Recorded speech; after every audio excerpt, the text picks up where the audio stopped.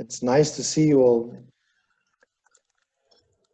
Well, first of all, thank you for inviting. And second of all, I wish everybody a lot of health and a lot of good things for your museums. I'd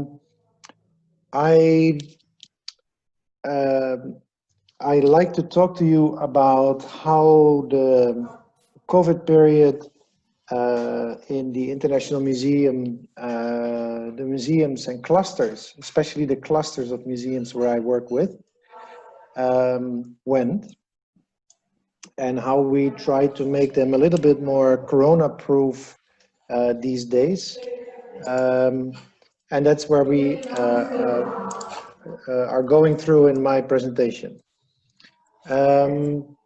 So what we see from an academic point of view, what we now try to,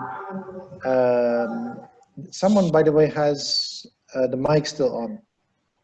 It's not me this time.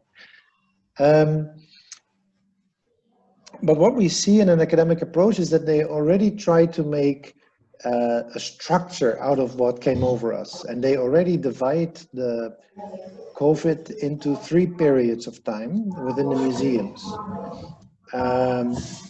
So they make it a first phase, a second phase, and a third phase. Currently we are in the third. And so what came over us? So in the first phase, we closed or temporarily have a different schedule. So this happened with the economies when where all these museums were in. Many of these economies, this is just a top 5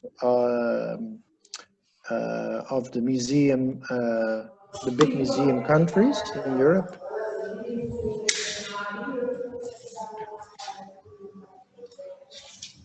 This is how the tourism in Amsterdam stopped. This is you can see this is our online dashboard, how the museums, the attractions, the hotels, as well as the airports are together in one dashboard. Many cities, also Barcelona and in Denmark, we try to have this transparent online so that people can study it and learn from it and create sometimes their own business. But this is what happened in Europe in the beginning. So it was terrible, as you can imagine. Economies went down. People who were related to their tourism jobs were without jobs or had them on the line because temporary, maybe until today in some countries, temporary government support with subsidizing or with some level of income. But this is not only in Europe, of course, this is worldwide, but this is something which came over us. Also, we all went online, like you also see here. We started to talk to each other as museums. What came over us? We like to share knowledge. Also our fear, our feelings with all of it. We try to learn from each other as in the best way possible, but it still was scary, and it still is scary until today. But we also, and this is also why the network of the museum community worldwide is good at, we share. In many industries outside the museums, they don't share that much. Only sometimes on director level, but that's it. And this is actually what is still going on. Already we have a lot of PDF material on shared knowledge, fantastic overviews. But what the interesting thing is when we shared all this information and all these PDFs started to grow of all these summarizing knowledges, also the people in the academic world who have been sent home, they also tried to analyze it already. And they tried to already make structures out of it, which was for me very interesting to observe also. Not only in Russia, but also in the Netherlands and in Rome, all the places where I teach. Then looking at all these museums, how do they behave? What did they do? So this is just a little tip of all the many things people already did online. There are already, as you can see in the bottom, a lot of PDFs to grab of summarizing of hundreds of museums going online. And in the end, we will have many opportunities to see all these people presenting how they went online and what we can learn from it. But what is interesting is that many museums invented new services, which they will never leave. They will keep having these services. So the first phase is not a phase which you can end. It's a phase where new products started, which will continue maybe forever, or at least until we need them. Also, museums started to learn that their awareness, educational or communicational wise, was,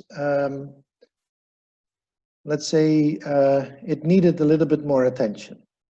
That doesn't mean only in the way of measuring media value, but it was also on the budget.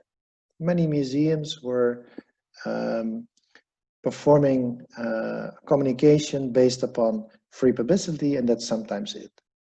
But many museums now realized that they needed to increase the budgets for communication and marketing, and so also online social media, to at all be present in the world. So what is interesting is that museums went to launch exhibitions online or launch campaigns online. So the budget within the museum also changed.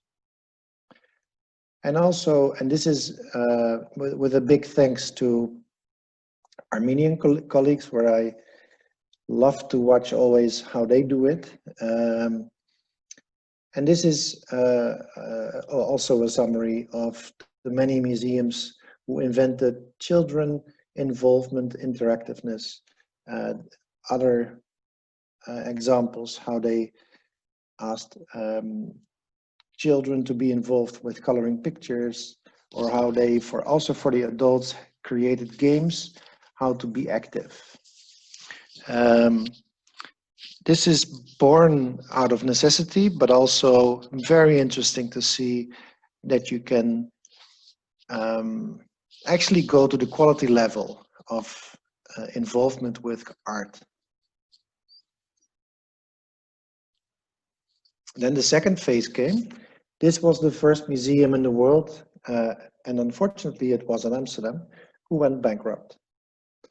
The Beck and Persis Museum stopped their activities, as the first museum announced. Of course, it's bad, and many other museums followed, unfortunately, also. So bankruptcy, or just stop the activities. Then, stimulated by and inspired by this movement, I also wanted to support more museums. So then I, together with my ICOM NPR colleagues, started a campaign which ended up, this was not my intention, but it ended up worldwide in more than 180 countries, shared in all the associations, including Georgia, including Armenia, including many, many countries. And there it was shared in many other ICOM committees or museum associations. And it was to help each other, to just give some love to the museums by sending a card, making a drawing, or just sometimes wave or send a nice message to the museums. Then we also saw that many museums in the second phase also picked up the opportunity to make something positive out of it. So this is an opportunity in Amsterdam with the Amsterdam Museum, who just started with their construction. If you need to be closed, well, why not use this being closed by reconstruct already? And then the third phase started. Oh, by the way, I just forgot to mention that the government support programs also started. So in the second phase, many governments also needed to create budgets or recreate budgets, so that museums or the museum staff could be helped much more. And this phase is not mentioned by ending, but also it is there to say that from that moment on, these government supporting programs started. So they are still going on in many countries. They are still even trying to figure out how to get the money as a government to support the many museums. And then the third phase. In the third phase, already the panic was a little bit over, the chaotic panic, I mean. And then they started to realize that the museums actually were not all that bad. The museum, what they already had, was not so bad doing. It already had a database online, but maybe in this period we need to give it more attention. So some of the people put the database on their museum websites, maybe sometimes on the homepage, to give it attention, to have much more fun in the database. So all of a sudden the curator was moved forward by the marketing person as a very important person in a museum. Another thing is that all the staff in the museum needed to work together to get prepared for the time when the museum maybe could open again. In not all the countries in the world, museums can be opened already. Some of them are even temporarily open and need to be shut down again, like in Australia now at this moment. But sometimes it is very interesting to see that, and this is an example just from Amsterdam, but you have many other countries, that they went immediately to online ticketing, something they did not have before. In this case, the Anne Frank Museum had it before, but many other museums, like the Amsterdam Museum, they had to go to online ticketing because the COVID says you can only have so many people inside, like 30 people at the same time in the museum. So they need to have 1.5 meters, or in some countries 2 or 1 meter distance, with all the mouth caps or all the other things. So online ticketing was a necessity. And also you saw that reopening on the whole meant sometimes that the museum not only needed to be reopened, but it could also use this opportunity to be visible, sometimes for the first time, because PR had 3 months time to develop to a professional level. And in this case, a museum in South Korea went open as never before. They developed the COVID times as to develop the staff into a professional level of PR. Also, you see that HR got a lot of attention now. So you, listening now in this conference, you are probably leaders of your museums and within your museums, but many of your staff was not getting all that much of an attention in the world, within museums. We were very blockbuster driven, money was the thing, or the curators wished to have the exhibition and then everybody needed to make it possible, but whoever made it possible was not important. But now all of a sudden you see, especially in the PDFs, what universities now are studying, we see that HR gets more attention. So the staff, the 5th P of marketing and business, the P of people. So many occasions were grabbed out of the closet to say, okay, now it's a name day, now it's a national holiday, now it's museum day. Many things were important.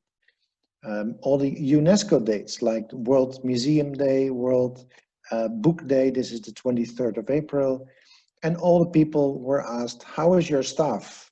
What is the last book your staff was reading? Or what is the book you're currently reading?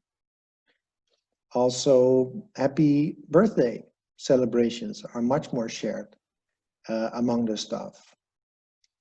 Or people create a wall to say, this is the photo we are choosing. This is a photo of a colleague in Cambodia who was chosen to be on the wall as the photo of the month and chosen by the staff as a joint, let's say, game. So they collect a family on the wall. Also, many people send things to their staff as museum leaders to keep them occupied and to keep them together. Then you also have Corona Readiness programs, which this is a whole Corona Readiness program with posters which says how you need to behave or not how to behave in the office, or how to behave as a visitor to the museum. So this is just in short how the 3 phases went. And in the last 4 slides, I think, I just make a connection with the marketing and business theory. So the learnings actually say that we are dealing with substitutes in this period. It means that the museum can be exchanged for other things we can do in our free time, or we cannot go to the museum because of, so it's substituted. There is no competition at this moment. There are no new museums coming. So it's most of the time about substitutes. We also see that the museum organization is changing already. Marketing is much more now strategic. So in some museums, we already see that in the beginning, before Corona, we had museums dealing with marketing, and either it was the intern or it was the communication PR lady who, oh yeah, you can do a little bit of marketing. And now, because of the total collapse, you see that marketing for the first time gets management positions within an organization as a museum. So all of a sudden it's taken very seriously. Also, you see that organization structures change. I don't know if you can see my mouse moving, but in the beginning, the structure was a little bit like this, very hierarchic in a museum in most of the countries. Now it becomes like this because we are at home, or it even goes like this, like Google. Because we can find hybrid ways of working. We can do it online, we can do it on all kinds of levels. So the structure is changing. Also, we see as a pre-final learning that we also communicated in all kinds of ways during this period with terms which we maybe did not needed to use. A lot of museums use the word stop, or we are closed, or we canceled the exhibition, or all kinds of negative words. And now you see out of the marketing research, what I see online together with the colleagues, especially at Shalinka in Moscow, we study this now, that much more museums are communicating with more friendly words. Currently, we occupy ourselves with different things. And that is better than to say, oh, temporarily we're stopped or we're closed. Because on internet, you can never get this associating word out of your system. It stays with you forever. So when you reopen and people Google your museum, they all the time see the word closed or canceled with you attached. So now more and more museums are communicating in different ways already. That was all I wanted to share with you. I hope you got a little bit of an insight how we from museum clusters and the projects I work on worldwide, also with ICOM NPR, are working on and trying to make a little bit of sense out of this period for all of you guys to let's hopefully learn from it and make it into a better thing. So thank you all.